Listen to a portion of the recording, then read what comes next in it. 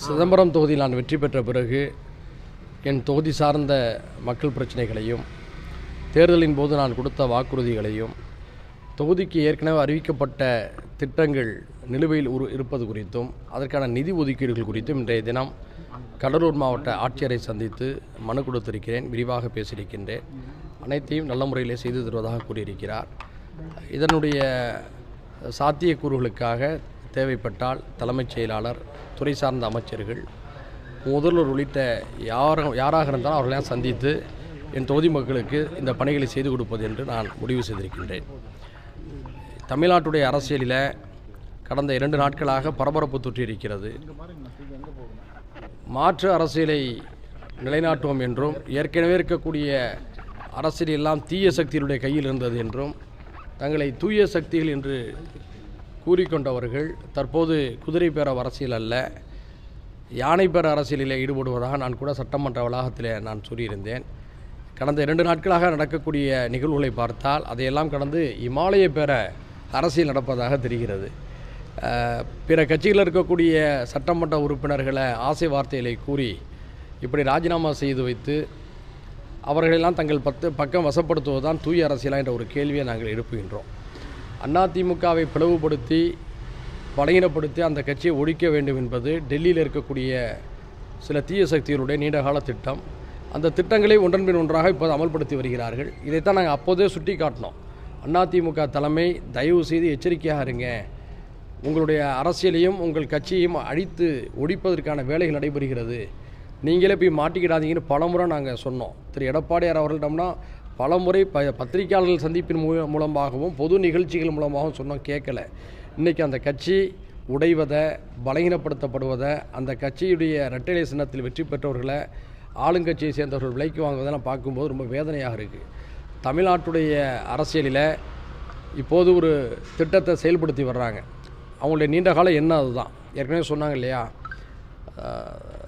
கடகங்கள் இல்லாத தமிழ்நாடு, கவலைகள் இல்லாத தமிழ்நாடுன்றாங்க. அந்த அடிப்படையில் இப்போ அதிமுகவை பலகீனப்படுத்தக்கூடிய வேலைகள் ரொம்ப நுட்பமாக நடக்குது. அதே மாதிரியாக திமுகவை தனிமைப்படுத்தக்கூடிய வேலைகளும் நுட்பமாக நடக்குது. 2 திராவிட கட்சிகளை அடிக்கணுங்கிறது அவங்களுடைய நோக்கம். இது மட்டும் இல்லாமல் தமிழ்நாட்டில் இருக்கக்கூடிய மாநில கட்சிகளை, தமிழ்நாட்டு கட்சிகளெல்லாம் பிளவுபடுத்தணும், அப்படிப்பட்ட சர்ச்சைகள் அங்கே உருவாகும் போது அதை ஊக்குவிக்கணுங்கிற நோக்கத்தோடும் சில பேர் செயல்படுறாங்க. இது தமிழ்நாட்டுடைய எதிர்கால அரசியலுக்கு நல்லதல்ல. மக்கள் உன்னிப்பாக கவனிக்க வேண்டும். நல்ல அரசியலை வலிமைப்படுத்த வேண்டும். தமிழ்நாட்டுக்கு யாரெல்லாம் தகுதியானவர்கள், யாரெல்லாம் கடந்த காலத்தில் சிறப்பாக ஆட்சி செய்தார்கள் என்பதெல்லாம் கூர்ந்து கவனித்து ஆய்வு செய்ய வேண்டிய நிலையிலே தமிழ்நாட்டு மக்கள் இருக்கிறார். கட்சிகள் அழியக்கூடாதுன்றதுக்காக தான் திமுக அதிமுக கூட்டணி சேர்ந்து பார்த்தீங்களா? நாங்கள் திமுக அதிமுக கூட்டணி சேர்ந்தாங்களா பேசினாலாங்கிறது எனக்கு தெரியாது. திமுகவுடைய தலைமையும் அதை சொல்லலை, அதிமுகவுடைய தலைமையும் அதை சொல்லலை. ஊடகங்களும் நம்ம பார்த்தோம், ஒரு சிலர் பேசுகிறாங்க. 2 கட்சியுடைய தலைமையும் 2 கட்சியுடைய தலைவர்களோ அல்லது தலைவர்களின் சார்பில் யாராவது சொன்னாலும் அதை பற்றி பேச முடியும். நாம் என்ன சொல்கிறோன்னா, தமிழ்நாட்டுடைய அரசியலுக்கு திமுகவுடைய இருப்பும் அதிமுகவுடைய இருப்பும் அவசியம் நம்ம விரும்புகிறோம். 2 கட்சியினால தான், 2 கட்சியுடைய திராவிட அரசியலால் தான் தமிழ்நாடு முன்னேறி இருக்குது. இப்போ ஒவ்வொரு கட்சியும் அவங்க அடிக்கக்கூடிய இந்த போக்குகளை நம்ம தடுத்து நிறுத்தணும் என்பது எங்களை போன்ற ஜனநாயக சக்திகளுடைய கவலை. நான் டெல்லியில் இருக்கக்கூடிய தீய சக்தின்னு சொல்கிறேன். நான் வந்து எந்த கட்சியோட பேரையாவது சொன்னேன்னா? நீங்கள் சொல்கிறீங்க, நாங்கள் சொல்லலை. பாஜக வந்து சரி, நான் சொல்கிற மாதிரி இருக்கட்டும். பாஜக வந்து கட்சி அழிக்குதுன்னு சொல்கிறீங்க. மாநில கட்சியை, மாநிலத்தில் இருக்கிற ஒரு கட்சியை எங்கள் சின்னத்தில் போட்டின்னு சொல்லி அது கட்சியை அழிக்கிற மாதிரி தானே திமுக பண்ணுறது. அது நீங்கள் எப்படி? அதாவது பேச்சுவார்த்தையின் அடிப்படையில் உடன்பாடு கண்டு திமுகவும் அதிமுகவும் தாங்கள் கூட்டணியில் போட்டியிடக்கூடிய கட்சிகளுக்கு தங்கள் சின்னத்தை பகிர்ந்து கொள்கிறார்கள். 2 தரப்பும் உட்கார்ந்து பேசி ஒப்பந்தத்தின் அடிப்படையில் கையெழுத்திடப்பட்டு அவையெல்லாம் நடைபெறுகின்றன. அது ஜனநாயகத்தன்மையோடு வெளிப்படைத்தன்மையோடு நடைபெறுகிறது. இது எப்படி நீங்கள் அடிக்கணும்னு சொல்லுவீங்க? உதாரணத்துக்கு எங்களுடைய மனிதநேய ஜனநாயக கட்சி திமுக கூட்டணியில் பேச்சுவார்த்தை நடத்தும் போது எங்களுக்கு உதயசூரியன் சின்னத்தில் போட்டியிடுங்கன்னு சொன்னாங்க. எங்கள் கட்சியில் அதை பற்றி நாங்கள் பரிசீலித்தோம். எங்கள் கட்சியுடைய நிர்வாகம் அதை ஏற்றுக்கொண்டது, ஒப்பந்தத்தில் கையெழுத்து போட்டோம்.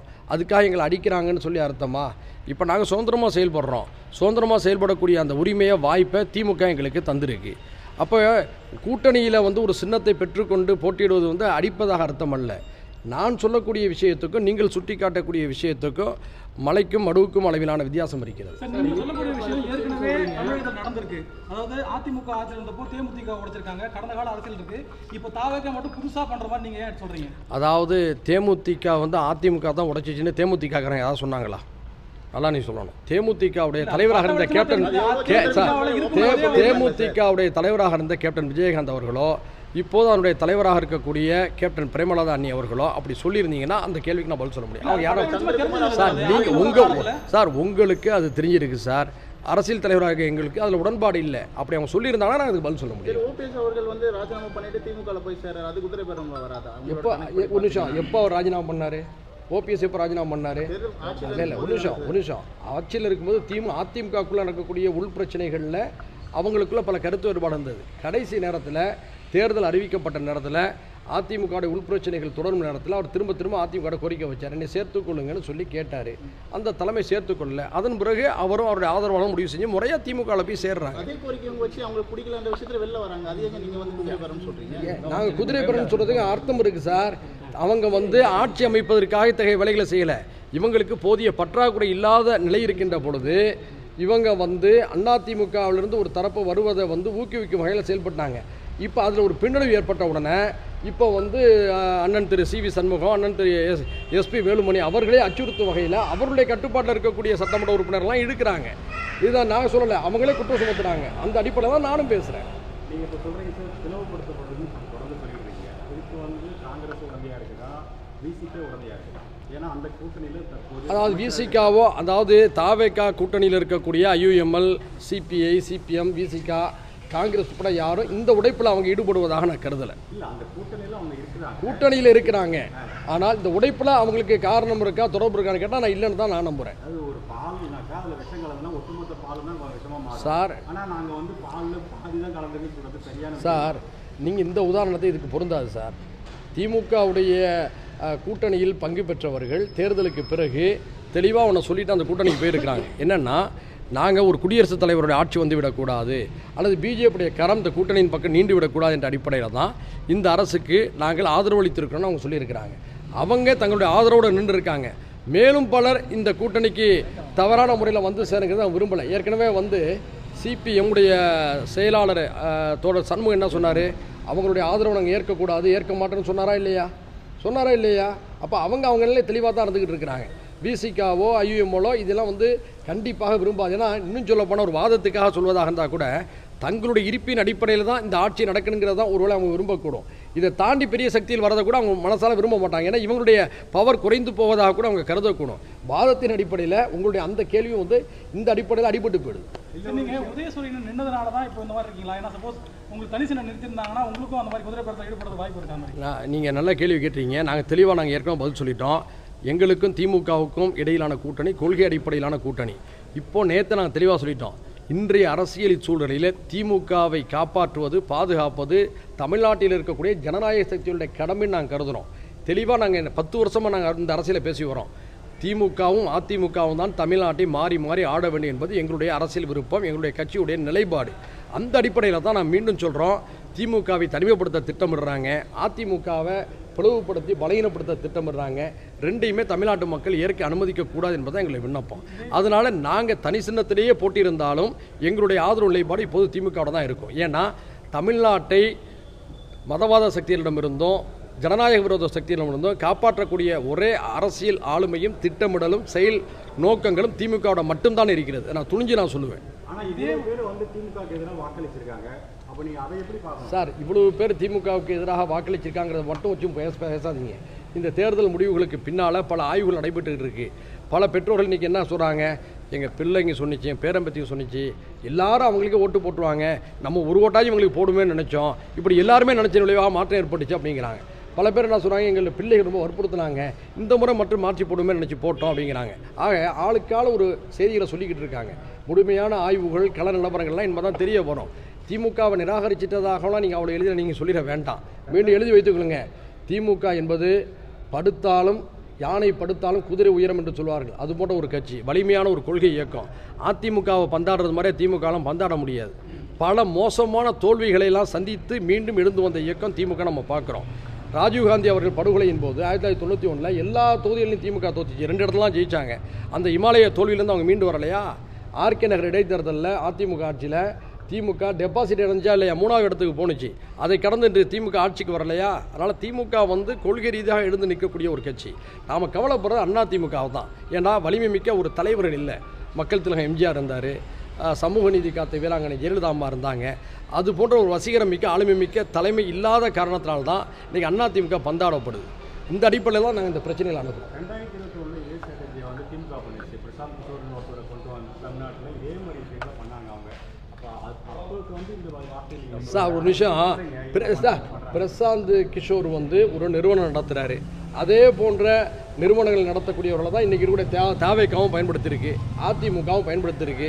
முன்பெல்லாம் அரசியல் கட்சிகள் தங்களுடைய செயல் திட்டங்களின் அடிப்படையில் தங்கள் தொண்டர்களுடைய குழுவை வைத்து தேர்தல் சந்தித்தாங்க. இப்பொழுதெல்லாம் ஒரு விளம்பர நிறுவனங்களை போன்ற நிறுவன அமைப்புகளுடைய பலத்தோடு வந்து தேர்தல் சந்திக்கிறது கலாச்சாரம் ஆயிடுச்சு. அதில் எல்லா கட்சிகளுக்கும் விதிவிலக்கு இல்லை, எல்லா கட்சிகளும் அதை தான் பின்பற்றுறாங்க.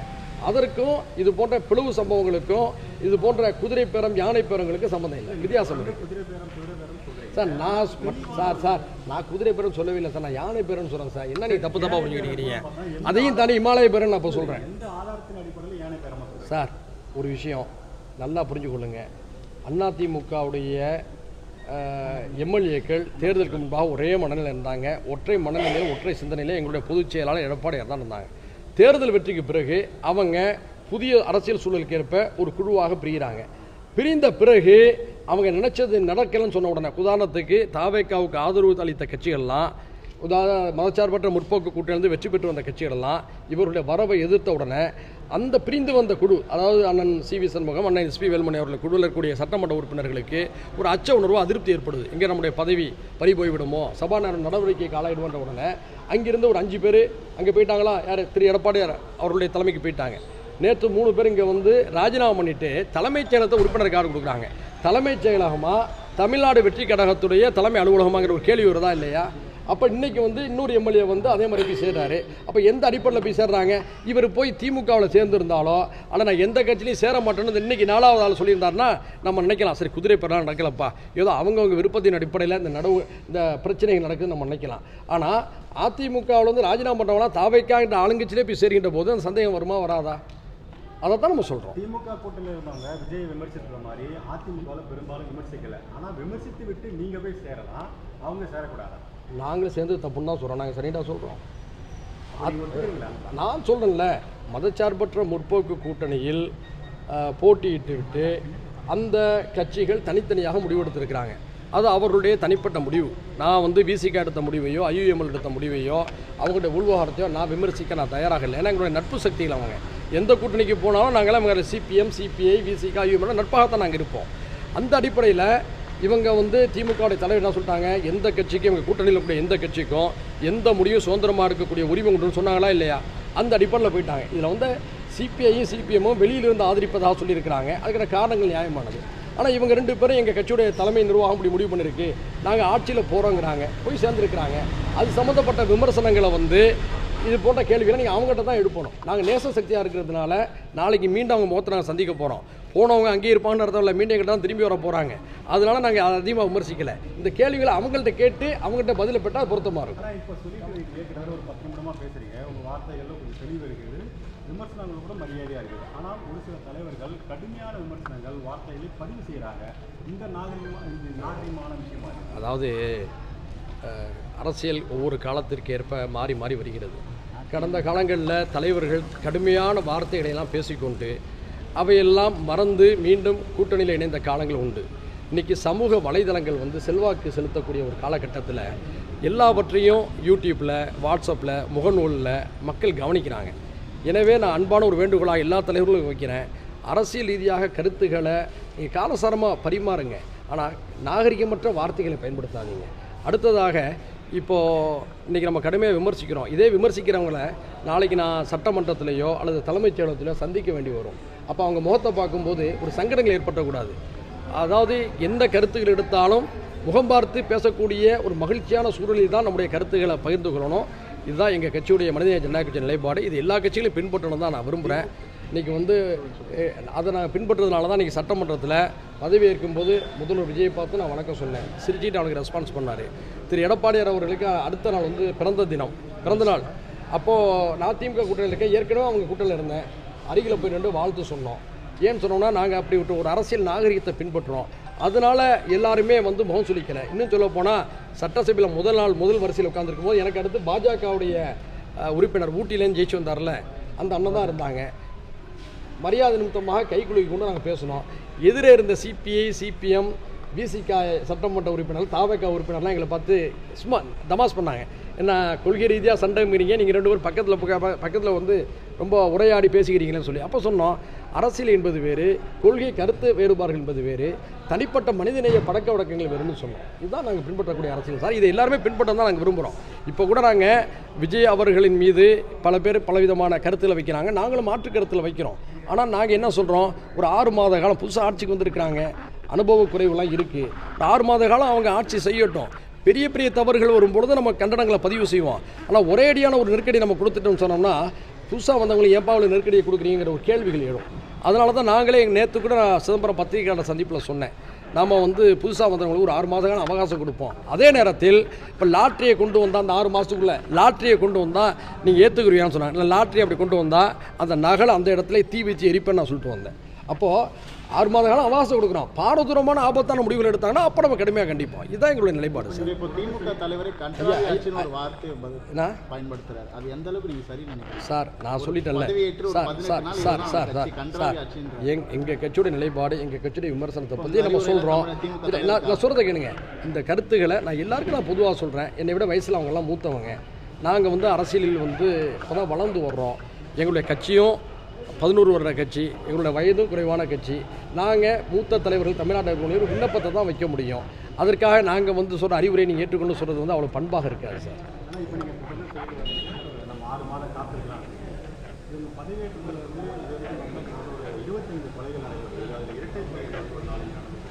இப்போ சட்டம் ஒழுங்கு சரியாக இல்லைன்னு விமர்சிக்கிறாங்க. நீங்கள் எப்படி பார்க்குறீங்க? அதாவது நாம் வந்து 6 மாத காலம் அவகாசம் எப்படி கொடுக்குறோன்னா, காமராஜர் அவர்கள் ஆட்சியை இழந்து திமுக ஆட்சிக்கு வந்த நேரத்தில் அவர் அழகான வார்த்தையை சொன்னார். புதுசாக ஆட்சிக்கு வந்திருக்கிறாங்க, ஒரு 6 மாத காலம் உங்களுக்கு தேனிலவு காலமாக இருக்கட்டும், விமர்சிக்க வேண்டாம்னு சொன்னாங்க. அது ஒரு நல்ல பண்பு. அந்த காமராஜருடைய அந்த பார்வையை தான், அந்த கருத்தை தான் இப்போ இந்த நேரத்துலையும் கூட இந்த அரசுக்கு நம்ம சொல்கிறோம். அதே நேரத்தில் இப்போ நீங்கள் சுட்டி காட்டினீங்க இல்லையா, அவ்வளவு கொலைகள், இரட்டை கொலைகள், பாலியல் துன்புறுத்தல்கள், இதையெல்லாம் நம்ம வந்து வேடிக்கை பார்க்கல, கடுமையாக கண்டிக்கிறோம். உரிய நடவடிக்கை எடுங்கிறோம். லா அண்ட் ஆர்டர் விஷயத்தில் வந்து சமரசம் தேவையில்லை. ஆட்சியில் மாறினாலும் காவல்துறை சிஸ்டம் அது தானே, சட்டம் ஒன்று தானே. டிஜிபியாக தான் இருக்கார், உளவுத்துறையில் இருக்கவங்க உளவுத்துறையாக தான் இருக்காங்க. ஆட்சிகள், முதலமைச்சர்கள் மாறினாலும் கூட இவர்களுக்குன்னு சில அதிகாரம் இருக்குது. அதை வந்து எப்போதுமே அவங்க மெயின்டைன் பண்ணணும். அதில் ஏன் கோட்டை உரிங்கிறது தான் நம்முடைய கேள்வி. இந்த ஒன்றுக்காகவே எல்லாத்தையும் நம்ம குறை சொல்ல முடியாது, கொஞ்சம் நடுநிலையாக போகணும். அதே சமயத்தில் தப்புன்னு சுட்டி காட்டணும்னு சொல்கிறோம். இப்போ உதாரணத்துக்கு இந்த குதிரை பேரத்தை நாங்கள் அடித்து பேசுகிறோம், ஏதாவது தப்புங்கிறோம். தாவேக்கா வந்து எல்லாரையும் வந்து தீய சக்தின்னு சொன்னாங்க. விஜய் வந்து கடுமையான முறையில் வந்து விமர்சித்தார், நாங்கள் மட்டும்தான் தூய்மையானோன்னு சொல்லி. அப்படி எல்லாரையும் தீய சக்தின்னு சொல்லிவிட்டு நாங்கள் மட்டும் தான் தூய சக்தின்னு சொன்ன நீங்கள் இப்படிப்பட்ட அரசியல் சீரழிவு கலாச்சாரத்தை ஏற்படுத்தலாமா? இன்னொன்று நான் கேட்குறேன், உங்களுக்கு போதிய பெரும்பான்மை கிடைச்சிருக்கீங்க. மதச்சார்பற்ற முற்போக்கு கூட்டினக்கூடிய கட்சிகளை நாகரிகமான முறையில், வெளிப்படையான முறையில் உங்களுக்கு ஆதரவு கொடுத்துருச்சு. அதை வைத்துக்கொண்டு திருப்தியாக நீங்கள் ஆட்சி நடத்திட்டு போங்களேன். புதுசாக ஒரு தேர்தல் வரதை யாராவது சொன்னாங்களா? நீங்கள் நல்லதுமா ஆட்சி செய்யுங்க தான் எல்லாரும் சொன்னாங்க. எதுக்கு நீங்கள் அண்ணா திமுக இருக்குன்னு பிரிஞ்சு வரவங்களை ஊக்கப்படுத்துகிற மாதிரியா அவங்க ராஜினாமா பண்ணுறாங்க, தலைமைச் செயலகத்தை உறுப்பினர் கடை கொடுக்குறீங்க. இதெல்லாம் நல்ல போக்காங்க. இது அவங்களோட பேர் தான் கெடுது. அதாவது சூப்பர் ஸ்டார் ரஜினிகாந்த் சமீபத்தில் சொன்னார் இல்லையா, அந்த தொண்டர்கள் செய்யக்கூடிய தப்பு விஜயை தான் பாதிக்குன்னு சொன்னாங்க. அவங்க கட்சியினர், 2ஆம் நிலை தலைவர்கள், அமைச்சர்கள் பண்ணக்கூடிய தப்பு இதெல்லாம் வந்து முதல்வர் ஜோசப் விஜய் அவர்கள் தான் கடுமையாக பாதிக்கும். அவரை நம்பின மக்களுக்கு இது பெரிய கெட்ட பேர் தான் ஏற்படுத்தும். நாங்கள் வந்து மாறி நிற்கிறோம், எங்கள் அணி வேறு, உங்கள் அரசியல் நாங்கள் எதுக்குறோம், மிக கடுமையாக நாங்கள் வந்து 6 மாதத்துக்கு அப்புறம் எடுப்போம், அதெல்லாம் வேறு விஷயம். ஆனால் நியாயமான நல்ல விஷயங்களை ஒழுங்காக கொண்டு போங்க நம்ம சொல்கிறோம். நன்றிங்க.